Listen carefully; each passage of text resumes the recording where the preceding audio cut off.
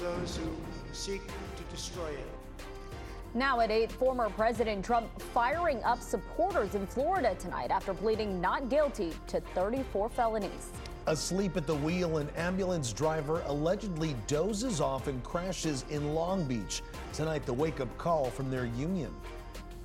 And strong winds sticking around here in the Southland tonight after wild gusts toppled trees and forced evacuations in the San Fernando Valley. Welcome to Kcal News at 8. We are streaming live on CBS News Los Angeles. I'm Leslie Marin. And I'm Juan Fernandez. Former President Trump is vigorously defending himself tonight after being charged with more than 30 felonies. Kcal News reporter Cristian Benavides is outside Mar-a-Lago tonight with details on the historic charges and Trump's response. Good evening, Leslie. Juan, the former president got a warm welcome from supporters during his ride from the airport to his Mar-a-Lago estate, where even more supporters were waiting to hear from him.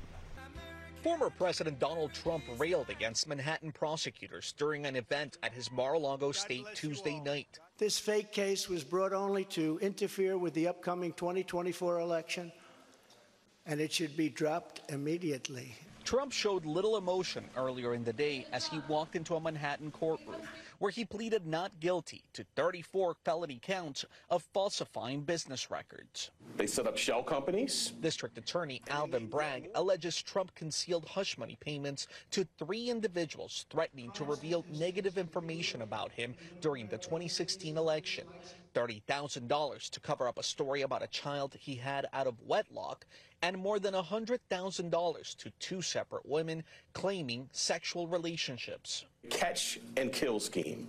That is a scheme to buy and suppress negative information to help Mr. Trump's chance of winning the election. Trump's lawyers say they'll file a motion to dismiss the case. The next hearing isn't scheduled until December. He's upset, but I'll tell you what, he's motivated. CBS News legal analyst Jessica Levinson says the 34 counts come from 11 different payments. The invoice, the ledger, and the check. Now, why do we have 34, not 33? Because I believe for one of the hush money payments, there's 2 ledger entries. The judge did not impose a gag order, but did ask the defense team to remind Trump to refrain from making statements that could incite violence. And this is just the first of at least 4 criminal probes into Mr. Trump. Cristian Benavides, CBS News, West Palm Beach, Florida. Back to you in LA. We'll stay with Kcal News for continuing coverage of the Trump case. You can also find the latest developments on kcalnews.com and streaming on CBS News Los Angeles. All right, let's go to some breaking news tonight. The polls are now closed in the special election to fill Nury Martinez's seat on the LA City Council. She was forced out after a scandal involving racist remarks. And 7 candidates are vying for the spot. If no one gets the needed majority to win, the top 2 vote will face off in June. Now, Martinez resigned after leaked audio exposed racist comments. District 6 includes a large portion of the San Fernando Valley. All right, we'll let you know what happens there. Meantime, in District 14, a big disappointment for some and a victory for others tonight. The effort to recall Councilman Kevin De Leon has failed. Kcal News reporter Jake Reiner has reaction.